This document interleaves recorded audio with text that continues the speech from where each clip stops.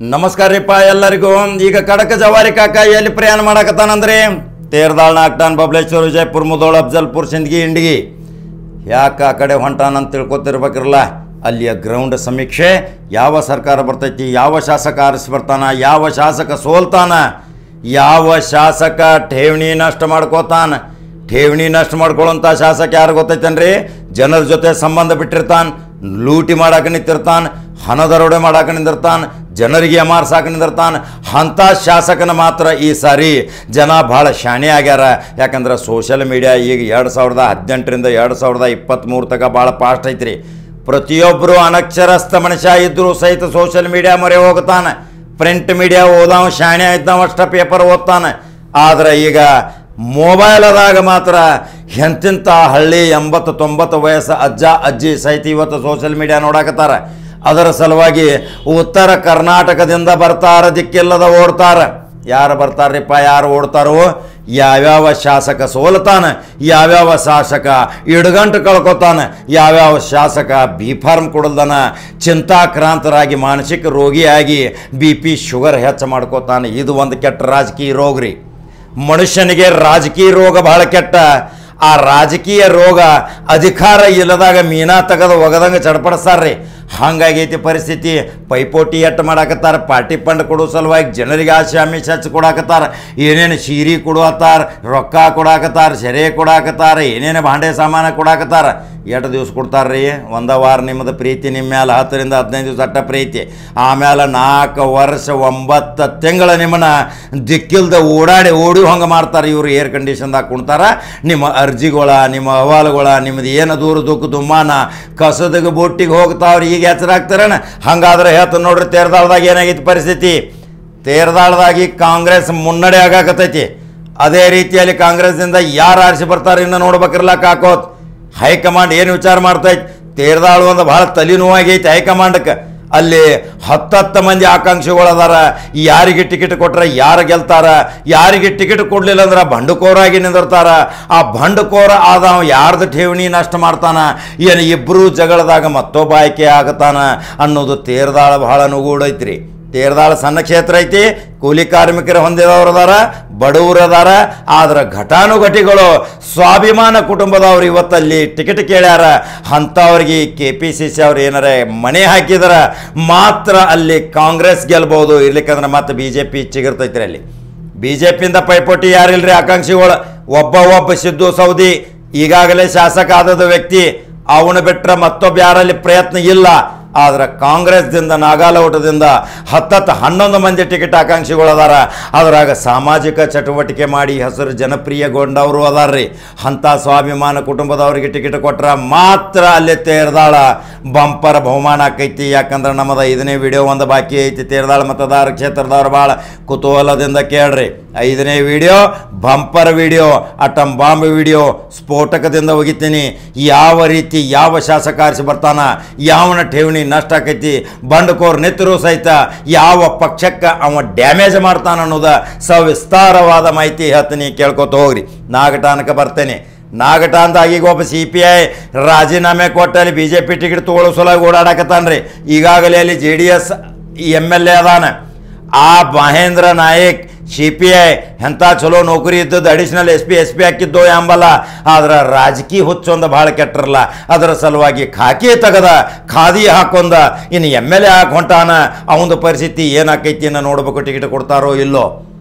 ಹಂಗಾದ್ರೆ ಅಲ್ಲಿ ಕಾಂಗ್ರೆಸ್ ಈಗ ಬಹಳ ಮುಂಚೂಣಿಯಾಗೈತಿ. ಅಲ್ಲಿ ಒಂದು ಇಂದಿರಾ ಗಾಂಧಿ ರೂಪದಾಗ ಒಬ್ಬಾಕೆ ಬಂದಾಳ. ಆಕೆ ಭಾಳ ಮನೆ ಅಡ್ಡಾಡಕತ್ತಾಳ. ಅವ್ರ ಅಜ್ಜ ಪೂರ್ವಜರು ಎಲ್ಲ ಕಾಂಗ್ರೆಸ್ ಆಗಿದ್ದವ್ರು ಅದಾರ.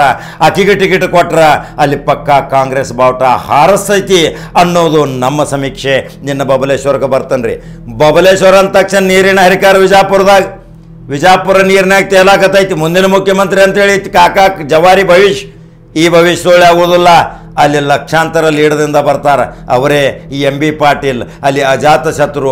ಯಾರೋ ಟಿಕೆಟ್ ತಂದರೂ ಸಹಿತ ಠೇವಣಿ ಉಳಿದು ಕಠಿಣ ಐತ್ರಿ.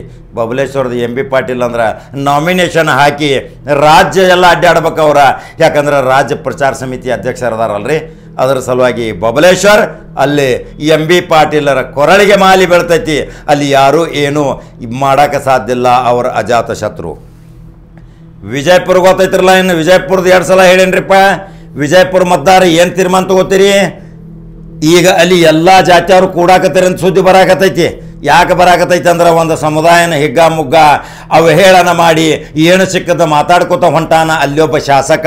ಆ ಶಾಸಕನ ಸೋಲ್ಸೋ ಸಲುವಾಗಿ ಯಾವ್ಯಾವ ಸಮುದಾಯದವರ ಗ್ರೌಂಡ್ ನೆಟ್ವರ್ಕ್ ಮಾಡಿ ಬಲಿ ಹೆಣಿ ಹಾಕತ್ತೀರಿ. ಆ ಬಲಿಯಾಗ ಸಿಕ್ಕೊಂಬೆತ್ತಂದ್ರೆ ಮುಗಿದು ಹೋಗೈತಿ. ಹಾಗಾದ್ರೆ ವಿಜಯಪುರದವ್ರು ಏನು ತೀರ್ಮಾನ ತೊಗೊಂಡ್ರಿ ನನಗೆ ತಿಳಿಸ್ಬೇಕಿರಲ್ಲ.